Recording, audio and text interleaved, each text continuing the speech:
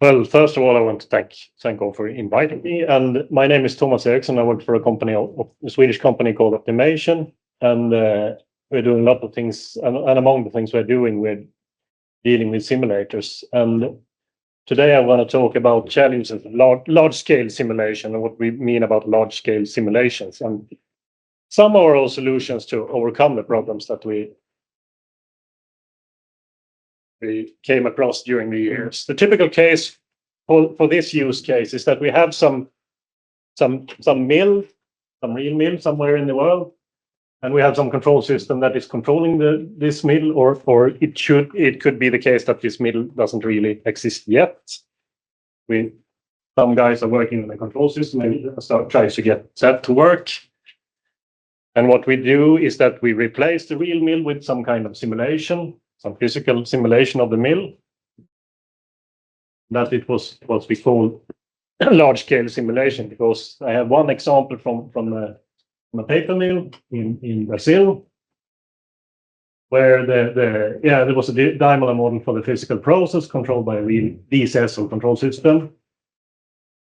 We had actually to split the model in 13 separate process models because they were too big to simulate in one model, spread across a few computers to actually manage that. And we had more than 16,000 signals communicating between the control system and the process model. So that's our view or definition of large-scale simulation. I don't know if you agree or not. I have not the exact figures of equations and so on this, but you can figure it's a few of them.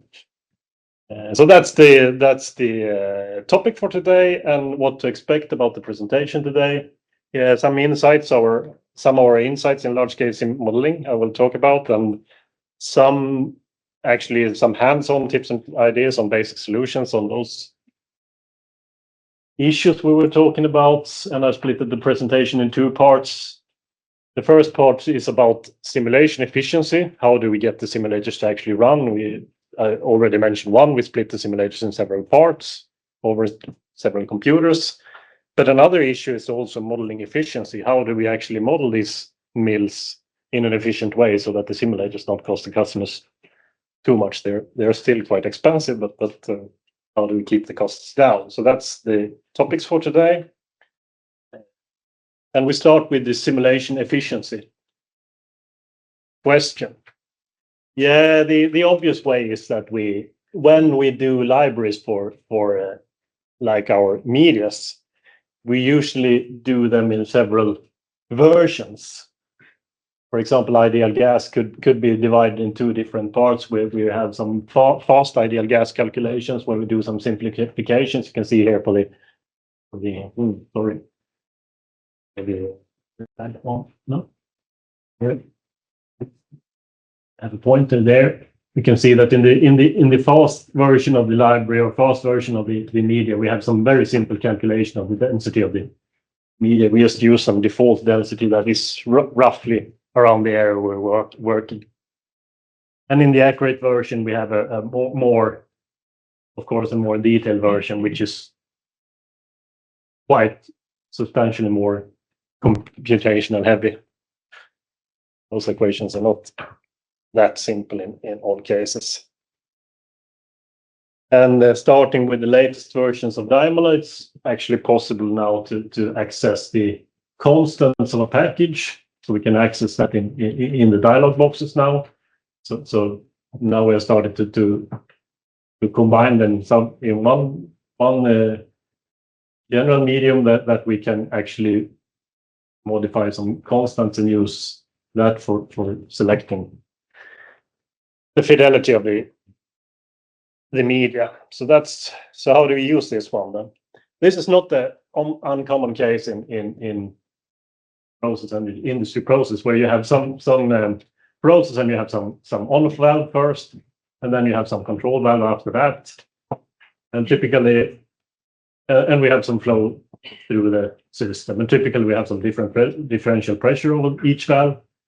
Simplified, we can calculate the differential pressure according to the valve equations like this, where we have the volume flow and the specific gravity and the valve flow coefficient according to the description above, and we can We can modify the equation to get the mass flow instead of the volume flow by using the density, of course. The typical, and we also have to take into account some minimum value of this. This actual CV value is the opening times the maximum valve coefficient for the valves. But we also have to, in order to get the simulation working, we also have to minimize that. We can't completely shut off the valves. We have to have some leakage, of course. Otherwise, the pressure between these valves will be undetermined. And the usual case when we have an on-off valve is that this one is much bigger than the control valve. Comes from, because we do want to have the pressure drop over the control valve when the on-off valve is open. What do we have here? If the on-off valve is closed, we have an equation where we have this CV minimum, the minimum values here, which is chosen so that we approximately get a flow of 0 for the differential pressures we have available in the system, because that's the point of having an on-off valve is that we want to shut off the flow.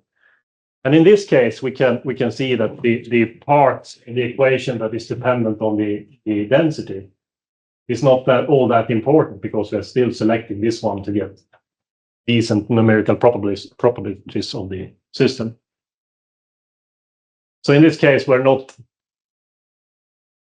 the density functions is not that important. We need to be in the right ballpark, but it doesn't have to be specifically accurate.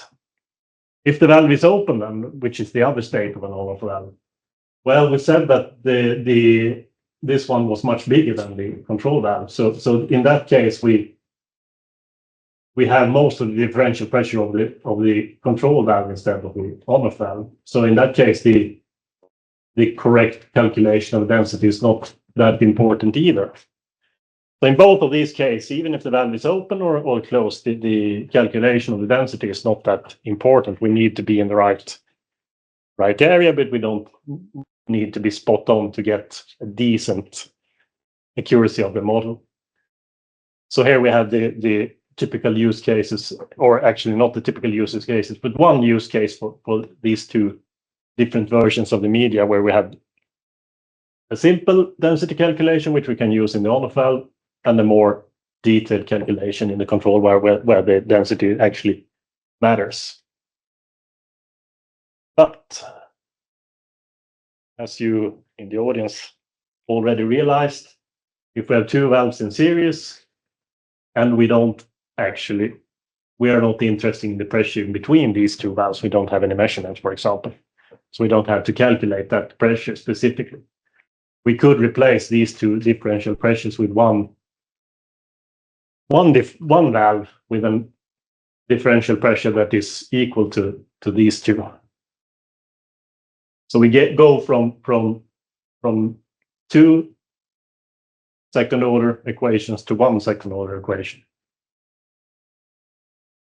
And by doing some math, we can see that we can calculate this serial valve coefficient according to this equation. And of course, you can expand this to parallel valves and things like that. So this is a typical simplification we do in a lot of places in simulations. Instead of actually simulating these two valves, we are simulating them as one valve and calculate the CV value for that valve according to some derived equation, of course.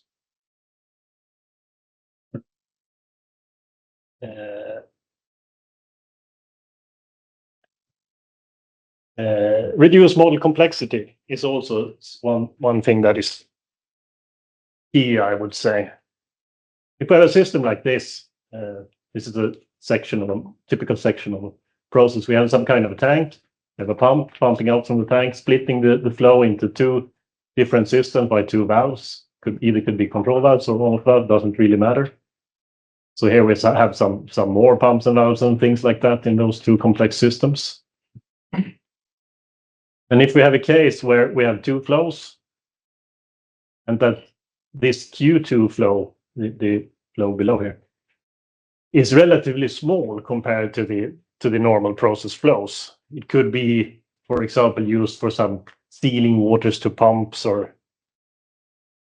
could be whatever. But if this Q2 is relatively small compared to Q1, it is often not necessarily needed to be taken from this system, because the level in this tank, okay, it will be slightly off because we're taking the flow from here.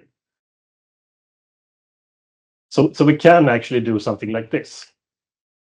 We replace the actual connection here. Those two pictures looks quite similar, but I will explain in a moment. This is just a sensor socket where we sense the stream components like pressure and composition of the stream here. And this is just a data connection. It's not a flow connection. And then we insert a pressure boundary with the same attributes as we sense on this line here. So we're actually not taking this flow to the second system from the tank and through the pump. It's just sensing the pressure and sensing the composition, and then we're sending a separate flow according to those specifications. Okay, we're doing something that is not exactly accurate here, because we're not taking the flow from the level here, but since the flow is quite small, it doesn't affect the level too much, and it's okay. We can, and also the pump equation here with flow compared to pump head is not quite correct. So, but if we can live with that, this is a solution. And I did quite a quick test on this one, and tried to translate it in Daimler, and saw that if we run it with the full model, we end up with 4 linear system and 7 non-linear system. But if we do the simplification, we end up with 0 linear systems and 2 smaller non-linear systems, and according to our experiences, these are much faster to simulate than bigger non-linear system.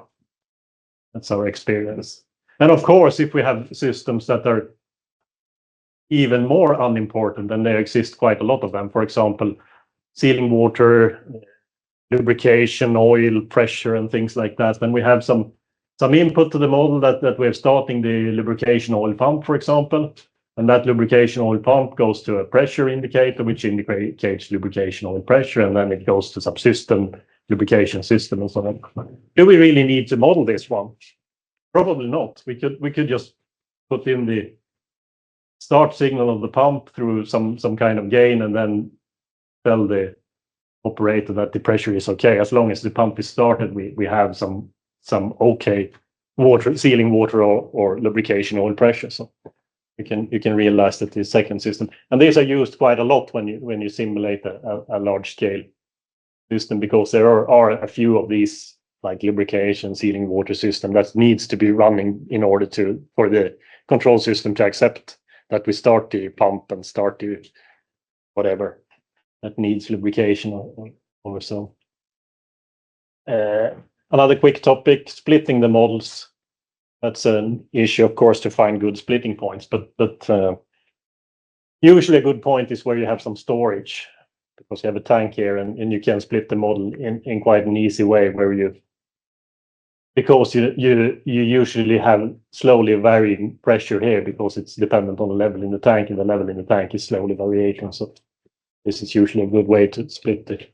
And then we have a flow source here that gets its information of how much flow is going out through the system, and we have a pressure boundary in this model that gets the information from the tank, what's the pressure, and of course the components of the streams are also communicated in this way. But this is usually a good way to disconnect 2 models. It's so common that we actually have components that do exactly this thing.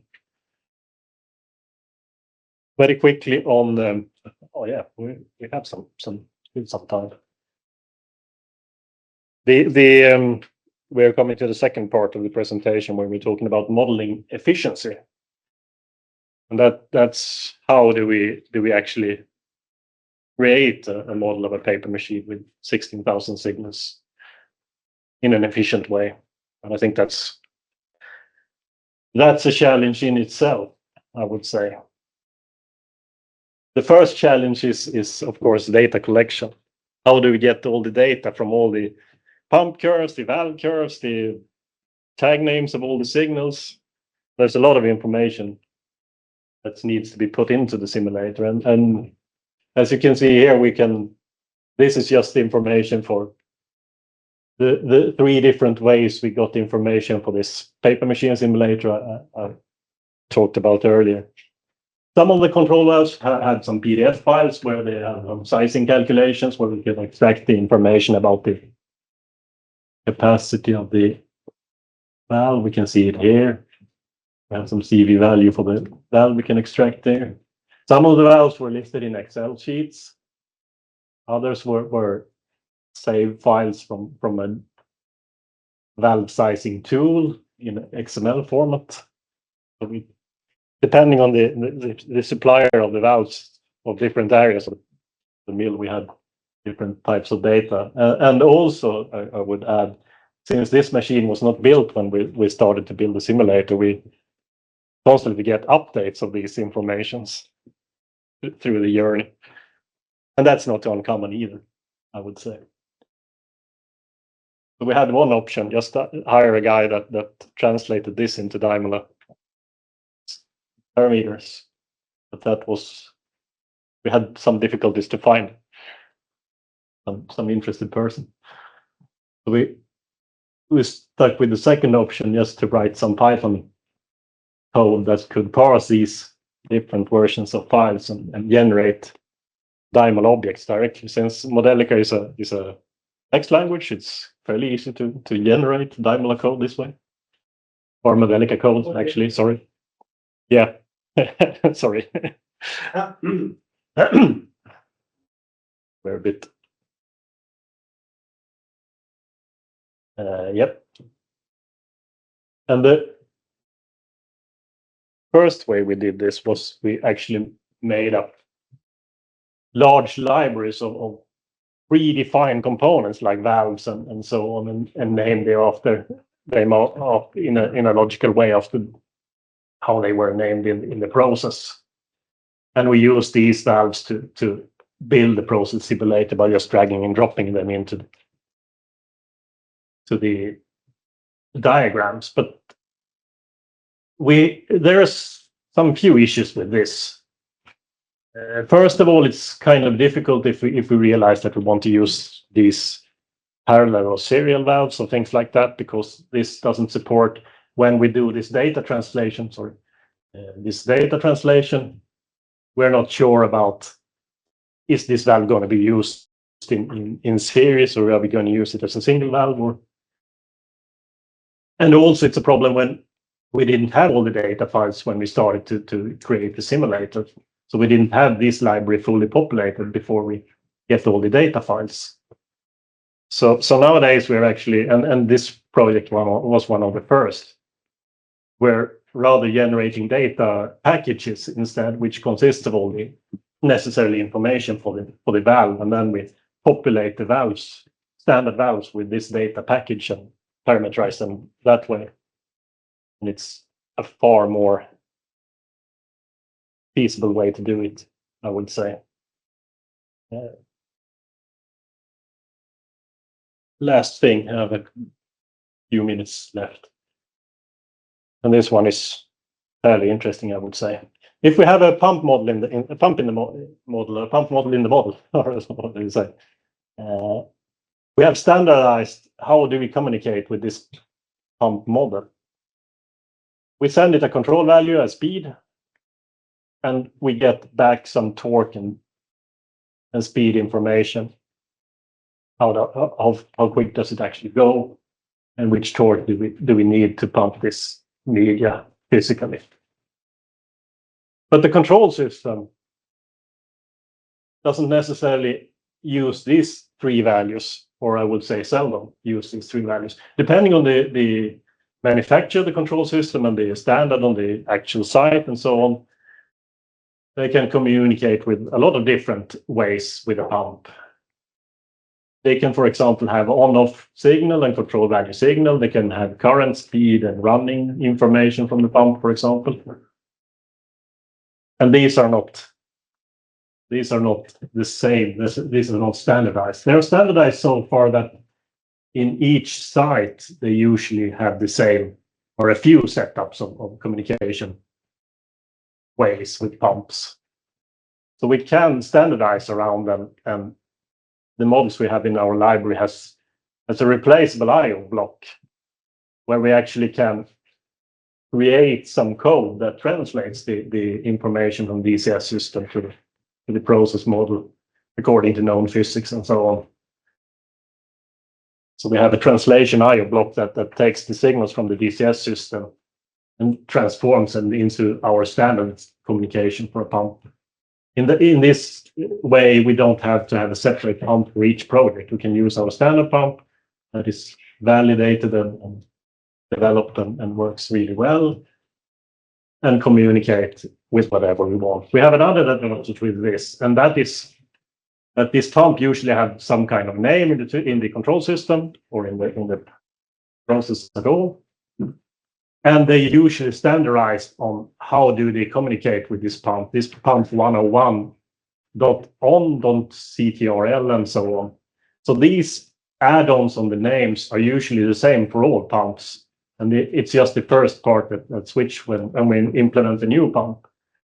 So here we can use some generation of communication. So with just one information that this pump is pump 101, we can get 1, 2, 3, 4, 5, 6, even more signals directly communicating. To set up the communication very efficient instead of actually have to naming all these 16,000 communication signals. We can name the pump and we get 10 signals directly communicated. This, however, requires that we can do some name construction by strings. And unfortunately, no tools today, I think, supports this via FMI. I'm looking at the tool vendors here.